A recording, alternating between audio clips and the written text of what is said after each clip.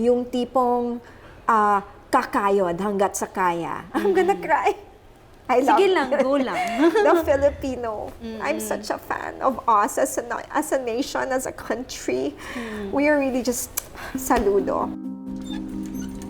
Only when we've said goodbye, remember me once in a while. Please promise me you'll try. When you find that once again you long to take your heart back and be free.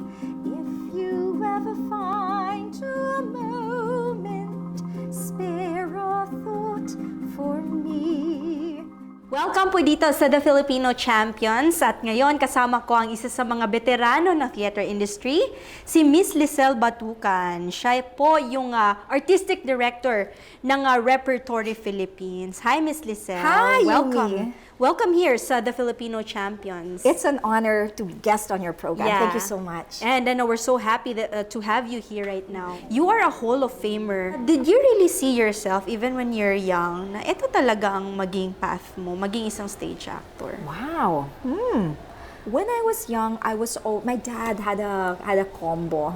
Like you know that in Paanong Cebu, combo he had a band, and I grew Okay. up with a lot of music at home. Like literally every day, the house was full of music, and I loved it. And I would see like his, it was called JB and the Starfires. That was his band in Cebu, and they would rehearse at home. So I held the mic early on. I was like a little girl. I would sing. He would make me sing. And then on my mom's side, her mother is a coloratura soprano. So that's where I get my voice. My voice is from my mom's side, but my passion for music is from my dad. All my dad. He was just, yeah. My dad is, he played also the drum. He's a corporate guy. He's a marketing. Marketing was his strength. My I dad, see. yeah. And but he really, wow, music. He lived and breathed music. So he played drums, he played guitar, he played piano. He owned a music studio. So I was like surrounded by all this wonderful music. Did I think I was going to be an actor? No, actually, funny, no. You know, I took, my course was, I was an architect for like a year in UP Diliman. And then Bakit architecture yung first choice? Hindi mo yun first choice, for sure. No. Okay. It's funny. When you're young, I was 16. I didn't know what I wanted. My mom asked me, what do you like to do? I said, I like to draw. I would like draw. She said, you like to draw? You will be a lady architect. So she says, me naman, okay. So your mom was the one who decided for you to be an architect. And then I was there in the College of Architecture of UP Diliman, and it was a very male-dominated field. We were only like 5 girls, and I was just like, okay, like not knowing anything. And me liking to draw is different from being an architect, okay? It's different. Like, I had the T-square, I had all these drafting equipment. Anyway, Yes. After a year of that, I was like, oh my God, I would cry because I felt so like a fish out of water. I said, parang this is not me. So my dad was so wonderful. He said, okay, Tay, if you're not happy there, you can just shift. So I said, where? So undecided ka pa rin that time. Okay. Then he just said, why don't you take a business course so it's safe? Safe meaning, from there you can go anywhere. A corporate job, you know. Was that already in your mind that time na gusto mo mag-theater or wala pa? You know what I would do was, I was fascinated with theater, and there, at that time, it was Dulang UP was the active theater group there. I would watch their plays, and then I would be like, oh, how nice. I want to join, but then again, my nerd instincts would kick in and like, okay, but then what about your classes? What about your work? So, and then what I did was I would dabble, like I joined the Madrigal singers. They had this group called Maria Clara. I would like join them, you know. So I really had these artistic inclinations, but I never went full force into it in college because I was so dedicated to doing well and getting honors and wanting to make sure that my mom and dad were happy. And then after that, that's the time na you still worked for a corporate company. I loved that. I was there 3 years. Oh, I see. And then it's just that one of my, you know what, I was always wanting to sing, like singing. So Yes. in the SGV programs, I would always be the one, they wouldn't hire anyone. Ikaw yung intermission number. Ikaw yung intermission number nila. Yeah, I would be the one to sing. I would sing, and then finally, I love him. One of my office mates said, "You know what? Look, there's auditions for Repertory Philippines. Why don't you go?" So I went, but just on a whim, just like, sige, I'll try. And then I got in. Yes. You know what I mean? So, and I was that was 1993. I was like a little bit in the crossroads. Like I didn't want to leave. I did not want to leave my corporate job, but I also wanted to have this playground. Like Rep was in Shangri-La at that time, and my Yes. job was in the Ayala Avenue SGV1 building in Makati. No, so at one point I was trying to do both, and then finally my bosses in SGV just said, "You know what, Liesl, if you really love this, you're still so young, go and do this, get it out of your system if it's just a phase, and then come back. Please come back. You know, our doors will always be open." And then I never got to come back because I fell in love with theater. I fell in love. Me and theater was such an easy mix. You know what I mean? Like I fell into this parang wonderful world where at that time, even though Tita Bibot was being strict, and I felt like I was right exactly where I needed to be. Parang it was my destiny. It was my calling.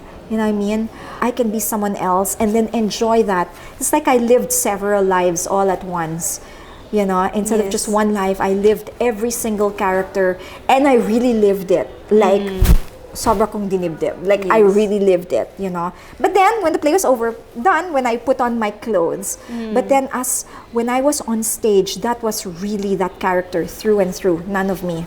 You know what I mean? So, parang siguro feeling ko lang, wow, like, how many people get to do this? Yes. Maybe I felt like it was such a gift. Yeah, it was a gift. Speaking of that, ang pagiging isang theater actor ba, is it something inborn or something that's made-develop or a skill that's to be developed? Oh my gosh, that's a good question. Maybe it's like this. Like some people are really called for the theater and they will know it when they are in the theater. But I also believe that everyone, given the right environment, everyone can develop creativity and artistry. I think that it's not just for a select few. I feel that if you have a passion and you are ready to learn and you are open and you are willing to invest the time and energy it needs to perfect it, yeah, sure, why not? Anyone, you know, that's just me. I mean, like, that's me. At the very start, everything I learned about acting, I learned from Tita Bibot and Tita Baby, and I have to say that. I want to know also, how did they started the Repertory Philippines? Oh my gosh. Okay, brick by brick. So Repertory Philippines was born in 1967. The idea of it, the seed of it. Tita Bibot and Tita Baby didn't have a lot. In fact, they kind of ran the business from the back of Tita Bibot's car. So what do they do ba before they put up a rep?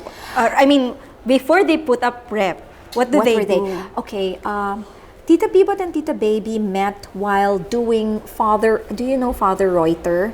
Father Yes. Reuter's plays. And that's where, and then they also learned the craft abroad, in studies abroad. Tita Bibot also taught theater abroad.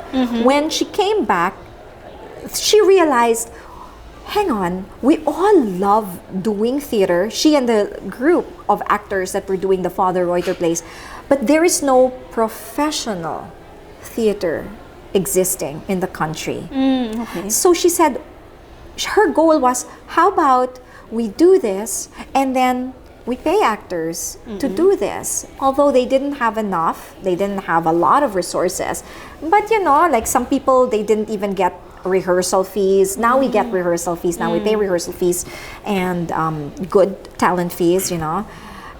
But that time, it was like kind of like beg, steal, or borrow to put up a production. Like just borrowing props, borrowing furniture, you know, relying on donors and relying on patrons of the arts. Yeah. Was it something like parang suntok sa buwan yung ano na yun? Yes. Yung parang plans na yun or Yes. yung ginawa na yun? Tama, suntok sa buwan. It's just like someone passionate believing in something, and because of their passion, no matter what difficulties came their way, sugod lang. Okay. Sugod lang. And that sugod lang built Rep.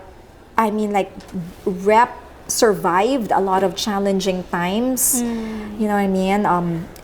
So what are these challenging times you were mentioning? Oh my goodness, there are a lot. Number one, it's still in a process of evolving and developing and growing. But let's face it, theater is not really a pervasive part of our culture, Filipino culture or community. It's still growing there. I mean, like, Tita Bibot was hoping for the time when theater is pervasive, meaning everyone knows theater, everyone comes to the theater.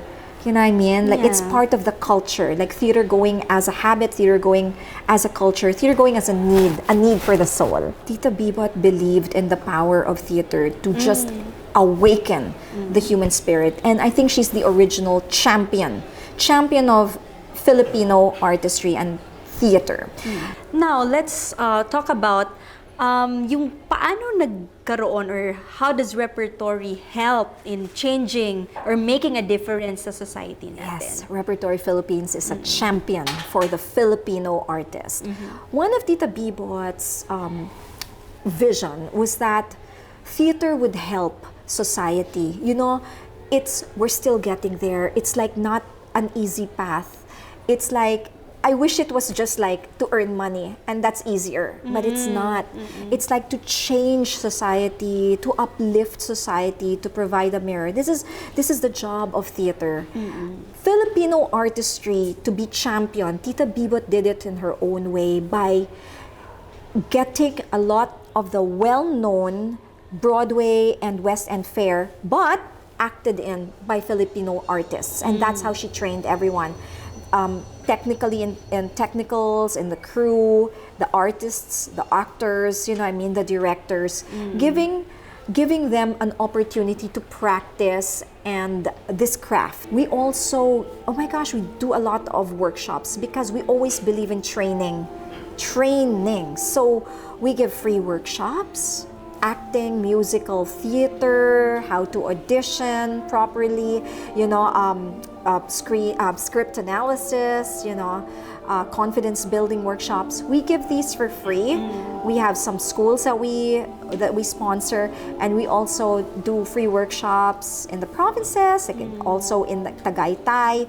We give workshops here, and then we also give free shows. We also have free shows, and our Rep Theater for Young Audiences is actually heavily subsidized so that young kids can come and watch it for a more affordable rate, just so that we shoulder the cost of that, just so that we can bring in busloads of these young kids to be exposed to theater at a very young age, and hopefully, you know, develop that love for theater in them. She championed that, and she built Repertory Philippines, which is like right now, I mean, like at 53 years old. Yes. The premier theater company. And mind you, sometimes people say, oh, but Rep is only doing English. That's not true, because Rep started off in 1967 with an all-Filipino adaptation of Miss Julie. It was adapted into Filipino by Rolando Tino. And that was the first production of Rep. It's just that Rep at the time was on Ayala Avenue, and it was probably the wrong market for that. You know, it was a lot of expats. So Tita Bibot, to survive, had to tweak the strategy. Let's see if it's in English. When it was in English, it was a language that everyone understood on that Ayala stretch. Oh, so hindi lang pala talaga siya naging English ever since. Kasi parang may reputation si Repertory that it is an English-speaking theater company and they only Yes. showcase something English. Yeah. Pero you started out as Tagalog. Filipino. And then, guess what? When Tita Bibot was alive, we also would experiment with doing Taglish. And Miss Liesl, you were appointed as the new artistic director ng Repertory Philippines. So can you tell us about becoming an artistic director? Wow. Okay. Wow. I would like to believe it's because of number one, trust. Yes. They trusted me to continue the legacy. They knew that it would be in safe hands. Yes. They knew my heart that is full of love for the company and full of passion for what we do. Maybe also I'm thinking that the reason also that they entrusted it with me is because of my strong business background. So I do have very strong management skills. Yeah. So it's not just the artistic bent, it's also the management skills. They go hand in hand, and I really firmly believe that that is the key because that's what Tita Bibot had. That's Yes. at the beginning when she was building this company from the ground up. She had those skills, artistic skills and management skills. Okay. Really strong. So yeah, Yes. secret of the success of Rep. What it's like to be an artistic director versus a theater actor. Anong difference nun? As a theater actor, all you need to think about is your role and how to execute that well, how to inhabit that well. But as artistic director, you're in charge of literally everything. Everything in production, everything artistic, and sometimes it even bleeds out to the business side. You know, the artistic director needs to be very, very aware of that. Very, very aware of what's happening, the trends in theater. You know, what the market wants, and very, very, very, very challenging job. Very comprehensive. Yes. After all these years, ano bang natutunan mo aside from acting, managing? Anong natutunan mo overall dito sa Repertory? Oh my gosh, I've learned a lot, but maybe one of the realizations that I've realized also, watching everyone, interacting with all these creatives, I noticed and realized that the same qualities that make someone a good person are also the very same qualities that makes one a good artist. It's the same. Courage, okay, passion, dedication, hard work, integrity, truth, you know, and most of all, love. Yeah, empathy. Being able to see another person and really see them and understand humanity. The good heart also informs the artistry. From me, this is just my point of view. And it's something I really believe. And when I see someone really perfecting their craft and being dedicated and being so noble to everyone around him and being so empathic and being so compassionate and kind to everyone, na yung tipong walang kinikilalang yung tipong from the president all the way down to the janitor, pareho ang trato, the humanness, like respecting every human being and being kind to everyone. That person, and the humility, I forgot humility, that's so important. Yes. Makikita mo sa teatro kung sino pa yung super magaling, sila pa yung pinaka-humble. Yes. Ang ganda, ang sarap tingnan nun, and it's so wonderful to experience that. That being an artist, but for you, as Liesl Batucan, how are you going to define someone who is a Filipino champion? A Filipino champion, number one, loves the Filipino, number one, okay, is a true Filipino, not just in speech, but dito. Yung Filipino, hindi naman kailangan managalog, yun ang Filipino. What makes a Filipino? You know, a Filipino, for me, resilient, number one, able to bounce back, is filled with like God-given humor, the ability to look past all the hardships and just see the good. For me, that's a very Filipino trait. Loving your family, respect for elders. These are mga tiyaga, you know? Yung tipong kakayod hanggat sa kaya. I'm gonna cry. I love Sige lang, go lang. the Filipino. I'm such a fan of us as a nation, as a country. We are really just saludo. Everything that we've been through, and yet we're here. Oh, yeah, and then kung maliit na maibahagi ng teatro, if theater can help that and support that, then we would have done our job. Champion. A champion is not afraid to speak up. A champion pupunta sa gera, will fight. These are the elements that will make one a champion. And Repertory is ready, and I am ready to be there in the battlefield, to fight, to charge, to push past the discomfort, come out on the other side, and champion the Filipino artistry. Remember me once in a while. Please promise me you'll try.